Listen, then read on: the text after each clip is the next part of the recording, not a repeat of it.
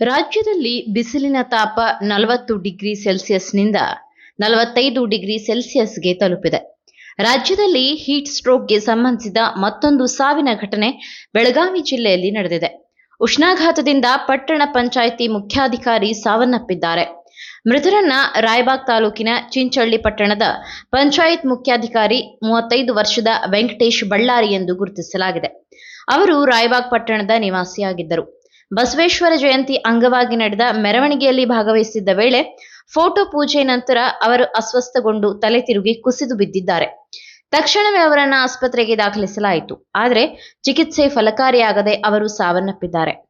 ಆಪ್ತರ ಮಾಹಿತಿ ಪ್ರಕಾರ ತೀವ್ರ ಬಿಸಿಲಿನ ತಾಪದಿಂದ ಉಷ್ಣಾಘಾತ ಉಂಟಾಗಿ ಹೃದಯಾಘಾತ ಸಂಭವಿಸಿರುವ ಸಾಧ್ಯತೆ ಇದೆ ಎಂದು ತಿಳಿದುಬಂದಿದೆ. ಈ ಘಟನೆ ರಾಜ್ಯದಲ್ಲಿ ಹೀಟ್ ಸ್ಟ್ರೋಕ್ಗೆ ಸಂಬಂಧಿಸಿದ 2ನೇ ಸಾವಾಗಿ ದಾಖಲಾಗಿದ್ದು, ಬಿಸಿಲಿನ ತೀವ್ರತೆ ಹೆಚ್ಚುತ್ತಿರುವ ಹಿನ್ನೆಲೆಯಲ್ಲಿ ಆರೋಗ್ಯ ಇಲಾಖೆ ಎಚ್ಚರಿಕೆ ನೀಡಿದೆ. ನೀವು ಸಣ್ಣ ಆಗ್ಬೇಕಲ್ವಾ? ಅದು ಒಂದು ಉತ್ತಮ ಆಹಾರದಿಂದ ಸಣ್ಣ ಆಗ್ಬೇಕಲ್ವಾ? ಪ್ರತಿದಿನ ನಮ್ಮ ಜೀನಿ ಸ್ಲಿಮ್ನ ಯೂಸ್ ಮಾಡಿ ಯಾವುದೇ ಸೈಡ್ ಎಫೆಕ್ಟ್ ಇಲ್ದಂಗೆ ನೀವು ಸಣ್ಣ ಆಗ್ತೀರಾ.